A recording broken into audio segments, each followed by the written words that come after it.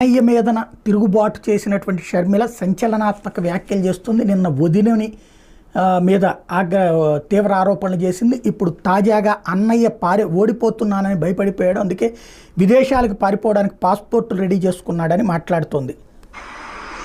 ఊరు దాటిపోవడానికి ఇక ఓటమిని ఒప్పుకునే పరిస్థితికి వచ్చి పాస్పోర్ట్లు కూడా తయారు చేసుకుంటున్నారు. ఆయన ఊరి దాటిపోవడానికి ఎలా అయితే నేను తప్పించుకొని పోగలను, నేను ఓడిపోతే నా అరెస్ట్ ఖాయం అన్న పద్ధతిలో ఉంది వాళ్ళ పరిస్థితి. ఇప్పుడు ఇది వినడానికి కూడా చాలా అసహ్యమైన పని. ఎందుకంటే ఇప్పుడు ఎందుకు అరెస్ట్ చేస్తారు జగన్ని? ఏ కేసు మీద అరెస్ట్ చేస్తారు? ఆల్రెడీ జైలుకి వెళ్ళొచ్చాడు, ఇంకా దేంట్లో అరెస్ట్ చేస్తారు? కేంద్రంలో ఏ పాయింట్ మీదన అతన్ని అరెస్ట్ చేస్తారు? రెండవది, పాస్పోర్ట్లు కొత్తగా రెడీ చేసుకోవడం ఏంటి? జగన్ దగ్గర పాస్పోర్ట్ లేవా? ఎప్పుడు విదేశాలకు వెళ్ళట్లేదా? వీసా కావాలి.